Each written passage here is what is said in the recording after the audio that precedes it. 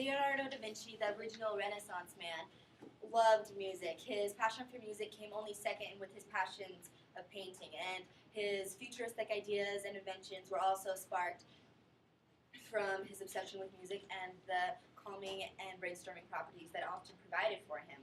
Thomas Jefferson, the third president of the United States and the author of the Declaration of Independence, loved music so much that he said it was the passion of his very soul. He practiced his violin for 3 hours a day because he valued the calming properties that it had in his mind, so that he was a better leader and a better father and parent, a father and husband. Music has been more than just a hobby, and we now know that it increases the capacity to learn, and it also helps our brains to grow. Education minus art equals schools that fail to value originality and invention. The word art is derived from an ancient Indo-European root that means to fit together. This suggests that art helps us fit together images, objects, processes, and thoughts so that we're able to do better in our schoolwork and our lives. This is from the Arts and Schools Inspires Tomorrow, Creative Thinkers by Jeffrey Sknapp. Art and music education that is required in many countries, such as the Netherlands, Hungary, and Japan, are among the top scoring countries in math and science. Aside from the social benefits that music provides, it also helps develop your brain. In a study by E. Glenn Glenberg, it is said that the students who had 3 days out of the week who took musical lessons were able to score higher in math and science by the time they were in 12th grade. As a study also done by E. Glenn Glenberg is that she took 3 groups of 6-year-olds. The first group they had lessons once a week, either piano lessons or voice lessons for 15 months. The second group took drama classes. She wanted to see if the arts, just not music, would be able to affect the brain, and the third group of 6-year-olds had nothing at all. Their IQs were tested at the end of first grade and at the end of second grade. It was shown that their IQs had grown, like the kids that had all been music, their IQs had grown, and drama was a little bit behind, and the children that had not received any musical influence, their IQs did not grow at all. Research indicates that the brain of a musician, even a young one, works differently than a non-musician.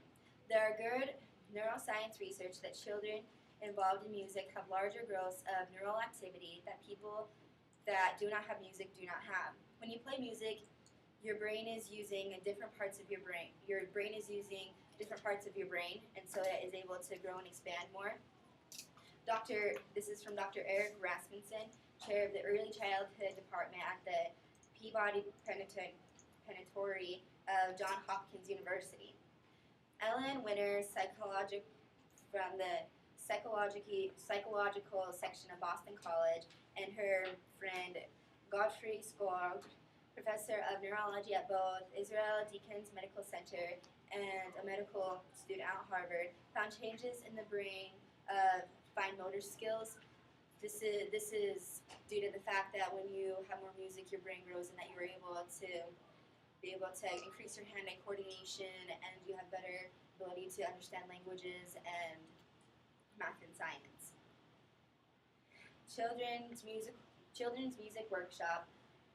They say that their study was that as the more you play music, the bigger the left side of your brain, develops, and in this development, you're able to focus more. They took 150 children, and they tried to get them to synchronize in an assembly, and they found that the children that had been exposed to music, that they were able to synchronize and focus much more than the children who did not. They were able to do better on putting puzzles together and be able to stay in line.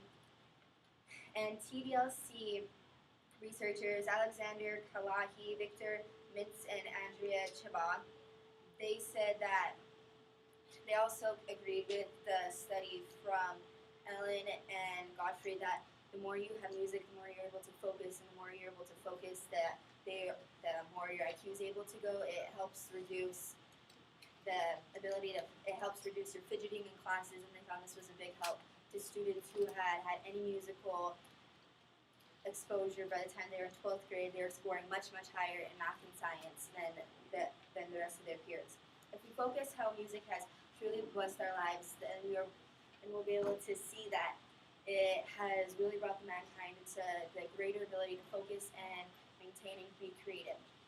We are able to have this because we're able to have music in our lives through school and through extracurricular activities. We will have to show that we care about this and we want it and fight for it so that we will be able to have this for the rest of our lives, so that we will be able to continue to grow more and more by the influence of others.